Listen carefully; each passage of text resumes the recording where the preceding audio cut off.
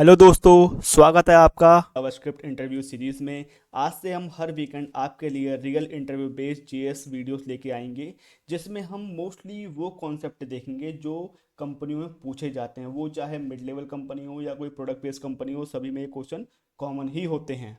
तो आज का हमारा टॉपिक जो है वो है difference between var let and const. तो चलिए वीडियो शुरू करते हैं। जब हम बात करते हैं कि हम लोगों को डिफ्रेंशिएट करना है वैल लेट एंड कॉन्स्ट में, तो उस टाइम पे हम क्या करते हैं, हम कुछ बेस पॉइंट लेते हैं, हम किस पे डिफरेंस करेंगे। तो मैंने यहाँ कुछ बेस पॉइंट नोट किए हैं: scope, shadowing, redeclaration, installation rule and hosting.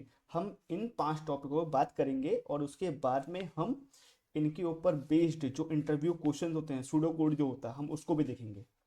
तो सबसे पहले हम बात करते हैं स्कोपिंग के बारे में। अगर मैं स्कोपिंग के बारे में बात करूं तो हमारे पास 3 टाइप का स्कोप होता है। ठीक है, सबसे पहले होता है हमारा ग्लोबल ग्लोबल स्कोप। सेकंड हमारा क्या होता है, function scope, function scope. Third होता है हमारे पास ब्लॉक स्कोप।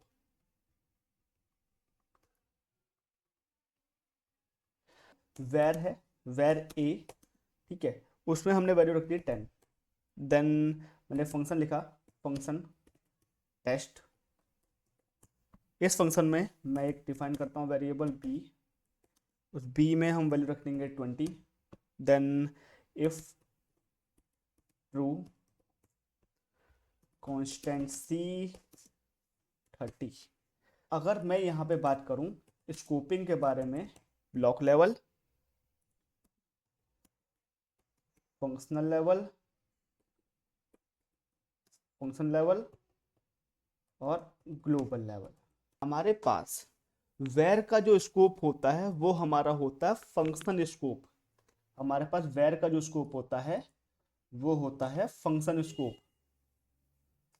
मैं देता हूँ यहाँ पे, वेर का होता है फंक्शनल या function scope, function scope. Then हम बात करते हैं लेट एंड कॉन्स्ट की। लेट और कॉन्स्ट, इन दोनों का होता है हमारा block level scope, block scope. अब ये वर्क कैसे कर रहा है, जैसे आप यहाँ कोड में देख पा रहे हैं कि हमारे पास ए जिसके अंदर वैल्यू 10 है, जिसका ग्लोबल लेवल स्कोप है। क्यों? क्योंकि हमारे पास जो ए है वो इस पूरे फंक्शन के अलावा बाहर भी यूज किया जा सकता है। अगर मैं इसे कंसोल करता हूँ, कंसोल डॉट लॉग ए करता हूँ, तो हमारे पास कंसोल में 10 यहाँ पे प्रिंट होगा। तो ये है ग्लोबल लेवल स्कोप। अगर मैं बात करता हूँ फंक्शनल लेवल की, तो हमारा बी जो है वो फंक्शन के अंदर बना हुआ है। अगर इसको हम यूज करें फंक्शन के अंदर ही यूज कर सकते हैं। अगर मैं इसको बाहर कंसोल कर दूं तो ये यहाँ पे एरर देगा, जो कि रेफरेंस एरर होगी।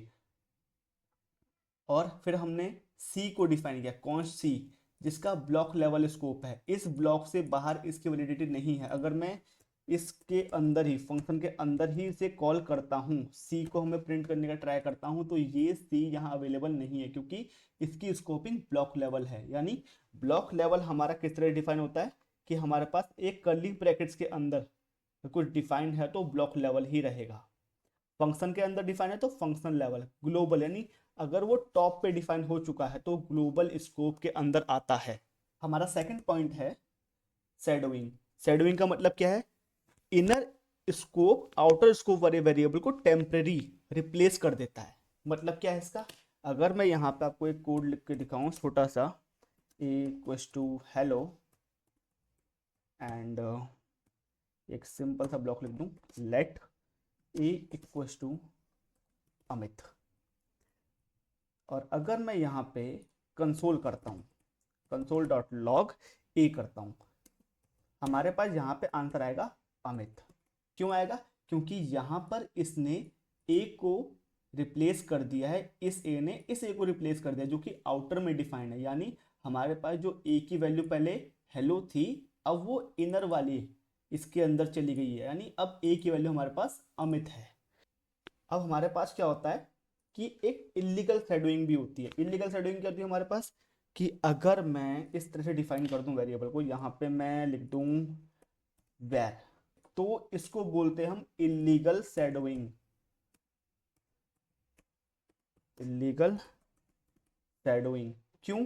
हमने यहाँ पे इसका टाइप ही चेंज कर दिया, पहले लेट से हम डिनोट कर रहे थे, अब यहाँ वेर कर दिया, तो ये इलीगल स्कोपिंग का आता है, इलीगल शैडोइंग का आता है, सॉरी स्कोपिंग नहीं शैडोइंग का आता है। रीडिक्लेरेशन है हमारा थर्ड पॉइंट। इसमें क्या होता है हमारे पास, जो हमारे पास वेर होता है, वेर हमारा रीडिक्लेयर को अलाउ करता है, बट लेट एंड कॉन्स्ट में redeclare not allow. A equals to 5, then where a equals to Amit, तो ये यहाँ पे अलाउड है। लेकिन अगर मैं यही चीज़ लेट के साथ करता हूँ, let b equals to 8 and then let b equals to 5, तो यहाँ पे ये एक एरर है, ये इसमें अलाउ नहीं करता। सिमिलर फॉर कॉन्स्ट, कॉन्स्ट में भी ये हमारे पास एरर ही देगा। कौन सी? ये एक टाइप का एरर है। तो हमारे पास रीडिक्लेरेशन सिर्फ वेर अलाउ करता है, बाकी अलाउ नहीं करते, यानी लेट एंड कॉन्स्ट अलाउ नहीं करते हैं। इनिशियलाइजेशन रूल, इसमें क्या होता है हमारे पास, हम जो वेर लेट एंड कॉन्स्ट में वेर जो होता है हमारे पास बिना वैल्यू के डिक्लेयर कर सकते हैं, लेट बिना वैल्यू के डिक्लेयर कर सकते हैं, लेकिन कॉन्स्ट को बिना वैल्यू के डिक्लेयर नहीं कर सकते। अगर मैं लिखूं यहाँ पे वेर ए, तो ये भी अलाउ है, लेट बी ये भी अलाउ है, लेकिन अगर मैं लिखूं कॉन्स्ट सी और से ऐसी ब्लैंक छोड़ दूं तो ये अलाउ नहीं है, ये आपको एरर देगा, में हमें कोई ना कोई वैल्यू रखनी पड़ेगी। नेक्स्ट पॉइंट है हमारा होस्टिंग। क्या होती है hoisting? Is JavaScript default behaviour of moving declaration to the top. In JavaScript a variable can be declared after it has been used. मतलब क्या है, अगर आपने कोई वेरिएबल लिखा है, वेरिएबल ए जो लिखा है उसमें वैल्यू रख दी अपने 10, अब अगर मैं यहाँ कंसोल लिखूँ कंसोल ए, तो आपका आंसर यहाँ पे सिंपल प्रिंट होगा 10। अगर मैं इसका यूज को ऊपर शिफ्ट कर दूं, यानी डिक्लेयर करने से पहले ही मैं इसे यूज कर दूं, तो इसी प्रोसेस को बोलते हैं होस्टिंग। अब इसमें आपका आंसर क्या होगा? वेर के केस में यहाँ पे आपका आंसर होगा अनडिफाइंड। ऐसा क्यों होगा? हमारे पास वेरिएबल होस्टिंग होती है, ठीक है, उसकी वैल्यू नहीं आती। स्टार्टिंग में जब भी ए हमारा मेमोरी में आएगा तो उसकी वैल्यू अनडिफाइंड ही रहेगी, और 10 वैल्यू उसके बाद आएगी। तो हमने जब कंसोल किया उस टाइम पे हमारे पास जो वैल्यू रहेगी वो अनडिफाइंड रहेगी। और अगर मैं बात करता हूँ कांस्टेंट और लेट के बारे में, तो ये दोनों होस्ट नहीं होते हैं, लेकिन ये टेम्पररी डेड जोन में चले आते हैं। TDZ टेम्पररी डेड जोन में रहते हैं। Let console dot log b and then let b equals to 15। अब यहाँ पे क्या होगा हमारे पास, यहाँ पे लेट होस्टिंग को परफॉर्म नहीं करेगा, क्योंकि ये टेम्परेरी डेड जोन में चला जाएगा। अब जो टेम्परेरी डेड जोन है वो एक टाइप से आप ऐसे मान लीजिए कि आपकी मेमोरी में कोई वैल्यू आई ही नहीं, अगर वो आई है तो यूजेबल ही नहीं है आपके लिए, आप उसे यूज कर ही नहीं सकते हैं, तो वो आपके लिए टेम्परेरी डेड जोन है।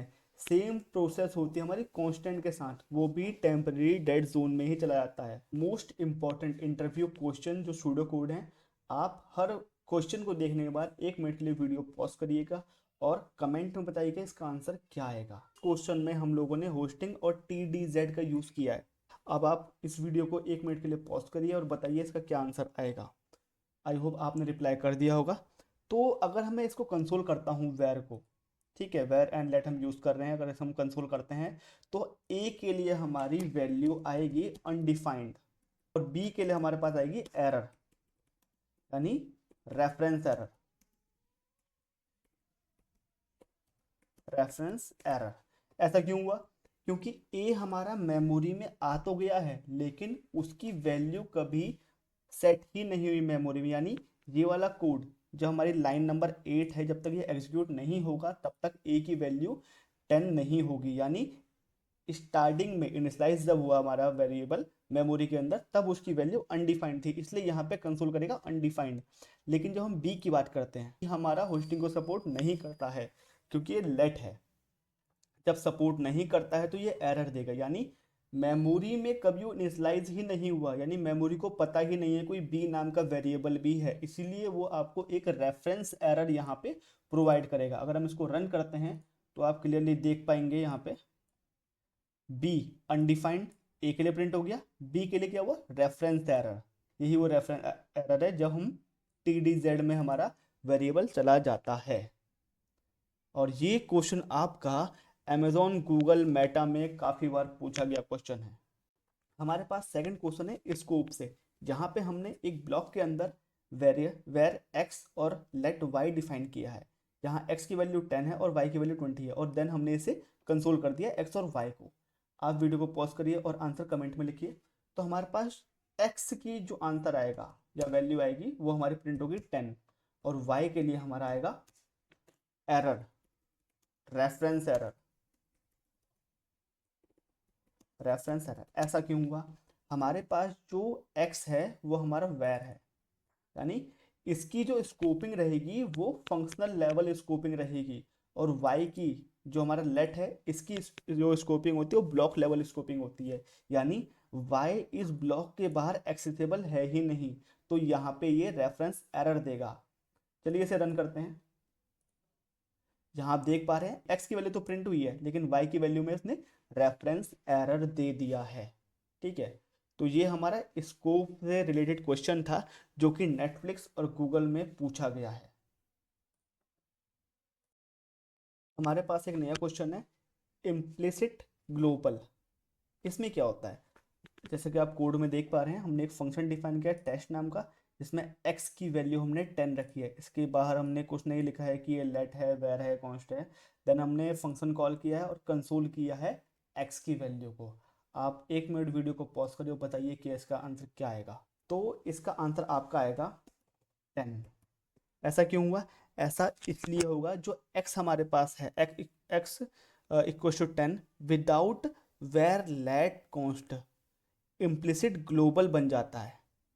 स्ट्रिक्ट मोड में ये एरर देगा, बट नॉर्मल मोड में ये कभी एरर नहीं देगा। मतलब क्या है कि अगर हम स्ट्रिक्ट मोड में इस कोड को रन करते हैं तो उस टाइम पे ये x हमको एक एरर देगा, लेकिन अगर ये नॉर्मल मोड में हमारा कोड चल रहा है उस टाइम पे x की वैल्यू यहाँ प्रिंट हो जाएगी, यानी ये इम्प्लिसिट ग्लोबल बन चुका है।